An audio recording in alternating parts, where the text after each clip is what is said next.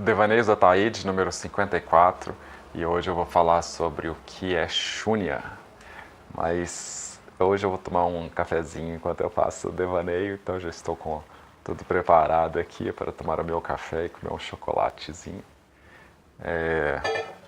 Bom, o que é Shunya? Shunya é uma palavra que eu aprendi na Kundalini Yoga, mas ela existe também no budismo e significa um estado de vazio, um estado de estar zerado, né? Equivale a formatar o HD, né? E aí eu fico pensando como que tem muita gente que nunca formatou seu HD, né? E é muito incrível quando a gente consegue estar nesse lugar, estar nesse estado, né? E é lógico que depois que a gente formata o HD, o que vai acontecer? Ele vai encher de novo, ele vai ter outras coisas. Então, de vez em quando, a gente tem que mandar formatar mesmo, né? E aí tem um entendimento, primeiro, intelectual, né? Que esse vazio é um vazio que é inerente a cada coisa. Cada coisa tem esse vazio. As coisas são o que são. Mas, ao mesmo tempo, nós somos todos interdependentes. As coisas são interdependentes umas das outras, né? E aí, quando a gente chega nesse estado de vazio, não é o vazio de iluminação, é simplesmente um vazio, né? Esse vazio, ele permite uma certa indiferenciação do corpo, né? A gente se sente mais como se fosse parte de tudo, né? E aí a gente se sente mais conectado com o que está à nossa volta. Então eu já senti isso em dosagens menores, às vezes após algumas práticas de yoga, de Kundalini Yoga principalmente, né?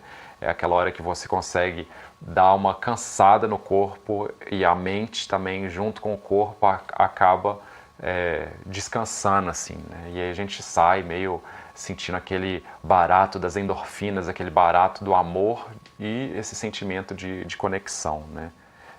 E aí essa indiferenciação é uma indiferenciação de que nós somos separados, né? E a gente se sente mais conectado.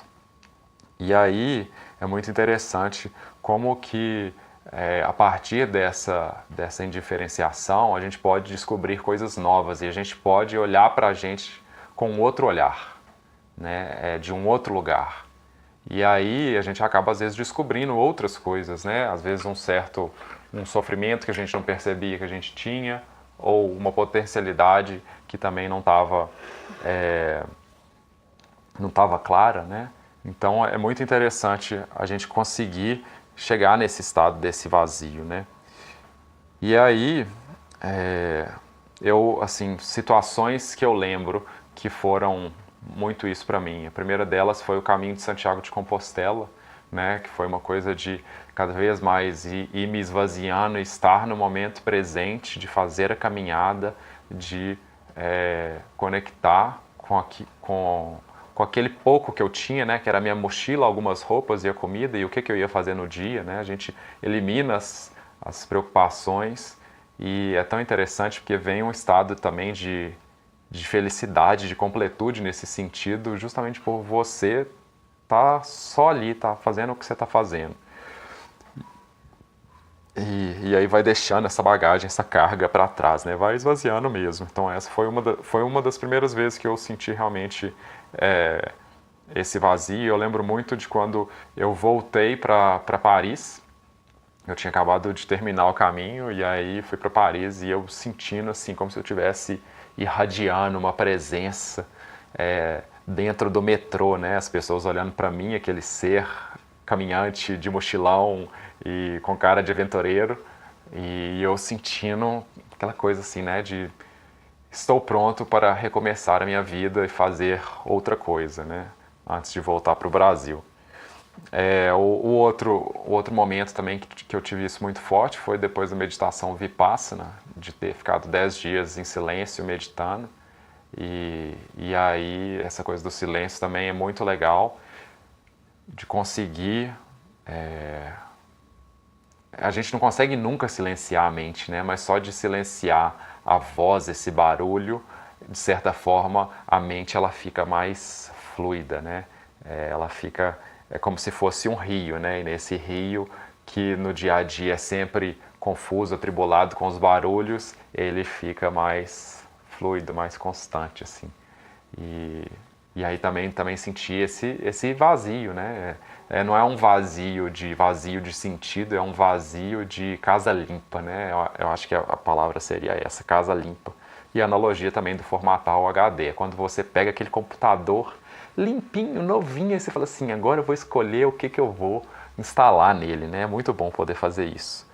Um outro momento que eu também tive, que foi muito incrível, foi uma vez que eu participei de uma pagelança. Uma pagelança é um ritual indígena, né? Que você dança a noite inteira, até de manhã cedo, e aí no final você está completamente cansado, mas ao mesmo tempo energizado. Você mexeu cada músculo do seu corpo e aí é um lugar que não tem espaço para a mente, né? E aí a mente sabe disso. E aí depois você tá zerado também, louco para dormir, mas com esse sentimento, com essa energia de que aquilo que era o entulho, né, que era o lixo que estava dentro da gente, de alguma forma ele foi limpo ali naquele momento de dança, de movimentação do corpo, né? Outro momento também ruim, triste, mas que foi muito importante para mim, foi a morte do meu irmão. E aí eu sinto que na morte dele, assim, depois que eu voltei para Paris, assim, eu fiquei 10 dias aqui no Brasil, depois voltei para Paris, eu chorava todos os dias. E eu fiquei durante mais ou menos um mês e pouco, assim. E aí eu acho que esse choro, ele foi limpando, né? E todo dia, depois que eu chorava e eu ia fazer minhas coisas, eu acho que me limpava, me ajudava nesse sentido, né? Então eu acho que depois de muito chorar, eu senti também que deu uma aliviada, né? Tirou um peso dessa tristeza que eu estava vivendo ali nesse momento, né? E eu acho que isso tudo tem a ver com o corpo e a mente estarem juntos, estarem fundidos, né? Porque às vezes a gente fica muito só na nossa cabeça, só na nossa mente, esquece do corpo, ou faz a ação do corpo de uma maneira muito mecânica, né? Muito sem pensar, muito sem sentir, sem estar nesse estado de presença. E é aí que acontece isso, né? Outra analogia que eu faço também é quando a gente consegue chegar nesse estado zerado, é como se você tivesse zerado o jogo, né? E zerar o jogo, matar o chefão, não é necessariamente falar assim, acabou a vida, né? Às vezes a gente acha que é muito isso. Na verdade, depois que você terminou o jogo, o que você vai fazer depois que você zerou? Você que escolhe.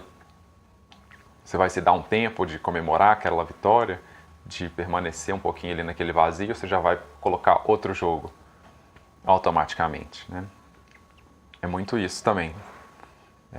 A roda da vida continua.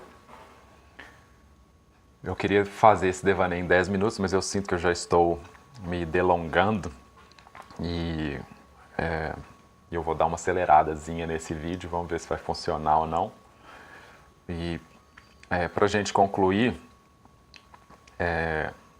um insight que eu tenho em relação a isso é de deixar sempre um pouquinho, um vaziozinho sobrando, né? Porque nesse vaziozinho é que a gente cria espaço para poder preencher com coisas novas, né? Eu sou uma pessoa que está constantemente buscando aprender mais, e eu vejo que muitas vezes eu peco nesse sentido de estar com muita informação e aí às vezes não tem esse vazio para entrar coisa nova, né? E se não tem esse vazio, muitas vezes você não consegue absorver aquilo que você está tentando, porque já tem coisa demais, já tem muita água no copo, o copo está cheio, tem que esvaziar ele um pouquinho. Então eu acho que esses momentos também de Shunya para mim são a hora que eu consigo esvaziar e criar abertura, criar espaço para algo novo. E aí, como esse é meu primeiro vídeo, se você gostou, se você curtiu, pode deixar um comentário aqui e continuaremos nesse espaço. Um abraço para todos, bom final de semana. Tchau, tchau.